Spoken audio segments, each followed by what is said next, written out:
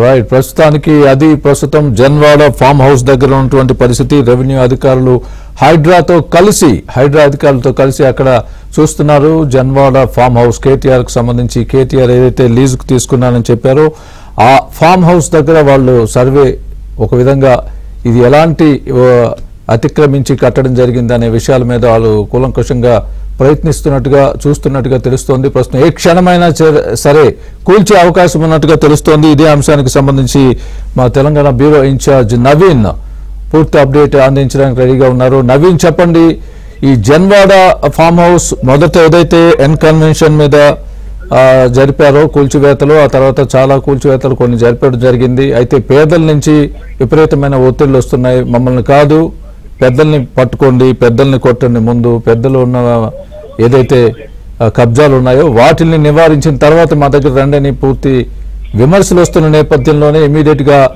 ఈ farm house మీద survey జరుగుతోంది అనుకోవచ్చా? అవును.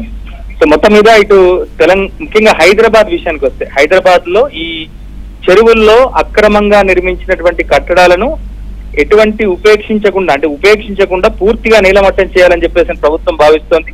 సో ఇప్పటికే హైదరాబాద్ లో సో ఎక్కడెక్కడ అక్రమ కట్టడాలు ఉన్నాయి, సో ఎవరెవరు పెద్దవాళ్ళు ఈ అక్రమ కట్టడాలు నిర్వహించారు, సో దీనికి కూల్చివేతకు దీనికి సంబంధించినటువంటి వివరాలను కావచ్చు, లేదా సర్వే వివరాలను కావచ్చు, లేదా ఇరిగేషన్ సంబంధించిన మ్యాప్లను కావచ్చు, వీటన్నింటినీ కూడా సేకరించారు. సో దానిలో భాగంగానే హైదరాబాద్ లో ముఖ్యంగా కొంతమంది ప్రముఖులు, అంటే ముఖ్యంగా రాజకీయ సినీ ప్రముఖులకు సంబంధించినటువంటి అక్రమ కట్టడాలన్నింటినీ కూడా ఫస్ట్ ఫేజ్ లో వాటి మీద చర్యలు తీసుకోవాలని చెప్పని హైదరాబాద్ భావిస్తుంది. సో ఇప్పటి వరకు మనం చూసాం, గడిచిన ఒక 3 వారాల వ్యవధిలో హైదరాబాద్ లో దాదాపుగా ఒక 127కు పైగా అక్రమ కట్టడాలను హైడ్రా అధికారులు కూల్చివేశారు. సో ఇవాళ బీఆర్ఎస్ పార్టీకి సంబంధించిన వర్కింగ్ ప్రెసిడెంట్ కేటీఆర్ కు చెందినటువంటి ఫామ్ హౌస్, ఇది శంకరపల్లి మండలంలో జన్వాడ గ్రామంలో 3.2 ఎకరాల భూమిలో ఈ ఫామ్ హౌస్ నిర్మించారు. అయితే ఈ ఫామ్ హౌస్ అనేటువంటిది ఫిరంగి నాలా మీద కట్టినటువంటి ఫామ్ హౌస్ గా అధికారులు తేల్చారు.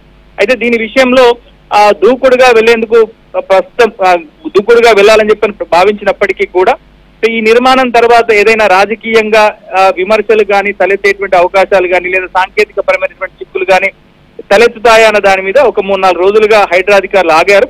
సో దీని విషయంలో ఇప్పటికే ఈ ఫామ్ హౌస్ నిర్మించినటువంటి ప్రదీప్ రావు సో ఇప్పటికే హైకోర్టుని ఆశ్రయించారు. సో ఈ ఫామ్ హౌస్ ని కూల్చివేయొద్దు అని చెప్పేసి కూడా ఆయన హైకోర్టుని ఆదేశించారు, హైకోర్టుని అప్రోచ్ అయ్యారు. అయితే హైకోర్టులో పిటిషన్ దాఖలు చేసినటువంటి నేపథ్యంలో ఇది ఎఫ్టీఎల్ పరిధిలో లేదు అని చెప్పేసి వాళ్ళు చెప్పినప్పటికీ కూడా హైడ్రా అధికారులు గత 3 రోజులుగా ఈ జన్వాడ ఫామ్ హౌస్ కు సంబంధించినటువంటి మ్యాప్లన్నింటినీ, అలానే క్యాపిటల్ మ్యాప్స్ అన్నింటినీ కూడా వెరిఫై చేశారు. కొద్దిసేపటి క్రితం ఇరిగేషన్ అధికారులు ఈ జన్వాడ ఫామ్ హౌస్ కు వెళ్లి సో దీనికి సంబంధించినటువంటి సర్వే అంతా కూడా పూర్తి చేశారు. ఇది పూర్తిగా ఫిరంగి నాలా మీద కట్టినటువంటి ఫామ్ హౌస్ గా వీళ్ళంతా కూడా తీర్చారు. ఇక హైకోర్టులో పిటిషన్ దాఖలు చేసినప్పటికీ కూడా హైకోర్టు ఎక్కడ కూడా ఈ కూల్చివేతలను జరపొద్దు అని చెప్పని ఎక్కడ కూడా స్టే ఇవ్వలేదు. కనుక ఇవాళ సాయంత్రమే ఈ కూల్చివేతలను చేపట్టేందుకు రంగం సిద్ధం చేసినట్టుగా తెలుస్తోంది. సో ఒకవేళ కేటీఆర్ ఫామ్ హౌస్ తో పాటుగా బీఆర్ఎస్ పార్టీకి సంబంధించిన కొంతమంది ప్రముఖులు ఉన్నారు. సో పల్లా రాజేశ్వర రెడ్డికి సంబంధించినటువంటి ఇన్స్టిట్యూషన్స్ అన్ని కూడా చెరువుని ఆక్రమించి, చెరువు ఎఫ్టీఎల్ ని బఫర్ ని ఆక్రమించి కట్టినటువంటి నిర్మాణాలుగా ఇప్పటికే హైడ్రా అధికారులు తేల్చారు. మరోవైపు ఇటు అసదుద్దీన్ ఓవైసీకి చెందినటువంటి ఫాతిమా కాలేజ్ కూడా సకలం చెరువులో కూడా కట్టినటువంటి విషయాన్ని కూడా హైడ్రా అధికారులు ఇప్పటికే దృష్టికి తీసుకొచ్చారు. సో మొత్తం మీద ఇవాళ రేపు భారీ ఎత్తున రాజకీయ ప్రముఖులు, సినీ ప్రముఖులకు, అలానే హైదరాబాద్ లో కొంతమంది ప్రముఖులకు సంబంధించినటువంటి కట్టడాలన్నింటినీ కూడా నీలమట్టం చేయాలని చెప్పని అధికారులు భావిస్తున్నారు. సో ఇప్పటికే కేటీఆర్ ఫామ్ హౌస్ పైన సర్వే కూడా పూర్తయినటువంటి నేపథ్యంలో ఏ క్షణమైనా సరే ఆ కూల్చివేతలకు అన్ని ఏర్పాట్లు చేస్తున్నటువంటి పరిస్థితి ఉంది.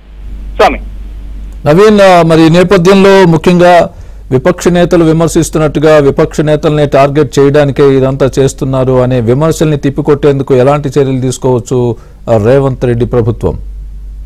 సో దీంట్లో ఎవరిని కూడా ఉపేక్షించేది లేదని చెప్పేసి ఇప్పటికే రేవంత్ రెడ్డి చెప్పారు. హైడ్రాకు పూర్తి పవర్స్ అన్ని కూడా ఇచ్చారు. సో అధికార పార్టీకి సంబంధించిన నేతలకు సంబంధించినటువంటి అక్రమ నిర్మాణాలు ఉన్నా కానీ ఇటు పరిస్థితి ఉపేక్షించొద్దు అని చెప్పేసి కూడా చెప్పారు. సో దాంట్లో కొంతమంది ఎమ్మెల్యేలు కానీ, కొంతమంది ఇతరత్ర కాంగ్రెస్ పార్టీకి సంబంధించిన నేతలు ఇటీవల రేవంత్ రెడ్డి కలిసినప్పుడు కూడా ఆయన నిర్మోహమాటంగా చెప్పారు. సో హైడ్రా అధికారులు కూల్చివేతలు చేపట్టక ముందే ఎవరికి వాళ్ళు నిర్మాణాలను వాళ్ళన్నిటి కూడా వెకేట్ చేయాలని, వాళ్ళకి కూల్చివేసుకోవాలని చెప్పేసి కూడా చెప్పారు. ఈ నేపథ్యంలో ఇవాళ కాంగ్రెస్ పార్టీకి సంబంధించినటువంటి ఎమ్మెల్సీ పట్నం మహేందర్ రెడ్డి కూడా ప్రెస్ మీట్ పెట్టారు. సో దాంట్లో కొంత భాగం కొంత భాగం ఎఫ్టీఎల్ పరిధిలో ఉన్నప్పటికీ కూడా తాను స్వచ్ఛందంగా అక్కడి నుంచి ఖాళీ చేస్తున్నట్టుగా కూడా ఆయన చెప్పారు. సో మొత్తం మీద కాంగ్రెస్ పార్టీకి సంబంధించినటువంటి నేతలకు సంబంధించి ఏదైనా అక్రమ కట్టడాలు ఉన్నా కానీ వాటి మీద కూడా ఎట్టి పరిస్థితి ఉపేక్షించొద్దని చెప్పని హైడ్రా అధికారులకు ముఖ్యమంత్రి చాలా స్ట్రిక్ట్ గా ఆదేశాలు జారీ చేశారు. సో తొలుత ఎవరైతే కొంతమంది పెద్దవాళ్ళు ఉంటారో సో వాళ్ళ విషయంలో కొంత కఠినంగా వ్యవహరిస్తే సో మిగతా వాళ్ళంతా కూడా సర్దుకుంటారనేటువంటి ధోరణిలోనే హైడ్రా అధికారులు వ్యవహరిస్తున్నటువంటి పరిస్థితి ఉంది. సో మొత్తం మీద ఈ కూల్చివేతల నేపథ్యంలో ఖచ్చితంగా రాజకీయపరమైనటువంటి విమర్శలు వస్తాయని చెప్పని ప్రభుత్వం కూడా భావించింది. సో దీనికి సంబంధించి బీజేపీ నేతల నుంచి కూడా మనం చూస్తే సో బీజేపీ నేతల్లో కూడా కొంతమంది కొండా విశ్వేశ్వరరెడ్డి లాంటి నేతలు, అలానే బీఆర్ఎస్ పార్టీకి సంబంధించినటువంటి కూకట్పల్లి ఎమ్మెల్యే మాధవరం కృష్ణారావు ఇట్లాంటి నేతలంతా కూడా హైడ్రా అధికారుల చర్యలను వాళ్ళంతా కూడా ప్రశంసిస్తున్నటువంటి పరిస్థితి కనిపిస్తుంది. సో మొత్తం మీద ఈ కూల్చివేతల విషయంలో ఇటు రాజకీయంగా వచ్చేటువంటి విమర్శలను కూడా ఇప్పటికే ముఖ్యమంత్రి రేవంత్ రెడ్డి ఆయన అవగాహనలో ఉన్నారు. సో దీని నేపథ్యంలో ఎట్లాంటి విమర్శలు వచ్చినా కానీ ఎటువంటి ఇబ్బందులు ఎదురైనా కానీ ఎట్టి పరిస్థితిలో కూడా ఉపేక్షించొద్దు అని చెప్పేసి కూడా హైడ్రా అధికారులకు చెప్పారు. సో దాంట్లో ప్రతిపక్ష నేతలైనా అధికార పార్టీకి సంబంధించిన నేతలైనా ఇంకెవరైనా కూడా ఎంటర్టైన్ చేయొద్దని చెప్పేసి ఇప్పటికే అధికారులకు ఆదేశించినటువంటి పరిస్థితి ఉంది.